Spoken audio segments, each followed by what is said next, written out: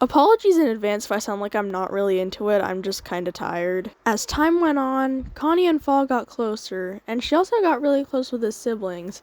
She practically lives at their house at this point, as it's only a 10-minute walk around a lake away from hers, and only goes to hers to sleep.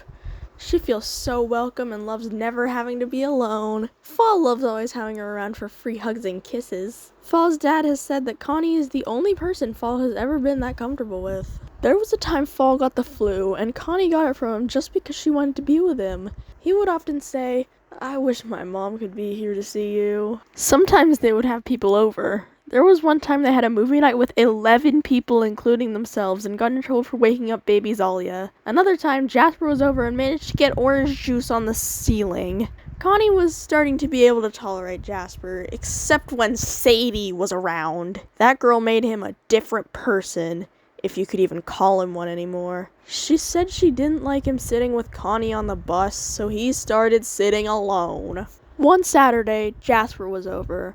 The three were playing a racing game on Fall's console, and Connie kept winning somehow, so Jasper unplugged her controller mid-race. After a few races, Jasper said, "Fall, I need to talk about something with you. Connie, shoo-shoo." Connie left the room, but little did Jasper and Fall know, she is a very good eavesdropper. "What did you want to say?" Fall asked his friend. Jasper then said, "Promise no one will know, but..." He sighed. "I don't feel really good about what I got with Sadie." Fall then said, "But you two are obsessed with each other. You're making a prank video, aren't you? Where's the camera?" Jasper said, "I wish I was, but in private, she's a completely different girl.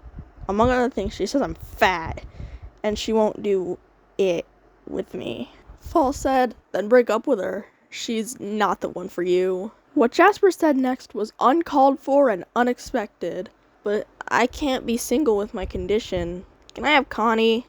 That slut seems to like being passed around like a volleyball." Connie could not believe he had said that. She didn't like falling out of love with Carl, or Mike being a goody two-shoes and choosing his mom's rules over her. Thankfully, Fall had her back. "No, don't call my woman a slut. What is wrong with you?" Fall yelled. It was the first time Connie had ever heard him raise his voice. It was then that Connie realized Fall is not a boy. He's a man. Her man. He had stood up for her instead of his friend. But she couldn't stand this anymore. She went back into the living room and asked, faking calmness, "What's happening in here?" Jasper said, "Well done, Fall. You got your girl in here." Fall said, "Don't worry about it. Just, please, don't listen to any of Jasper's weird ideas."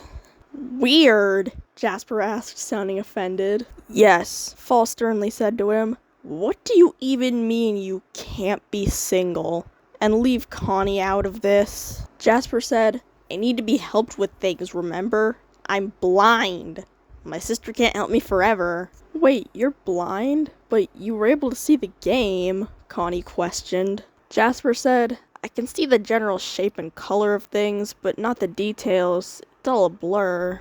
That's why I'm always on that laptop to do my work, and I go to a different room for tests. I think Sadie likes that. It's easier for her to take advantage of me." "Oh," Connie said, "I can see how that would be a problem for you." Jasper sighed and said, "I was born like this, so I'm used to it. But sometimes I wonder what it's like to have good eyes. I hate needing things read to me. That's why if you see my buddy chat, I'm always on calls. My screen reader's voice is annoying."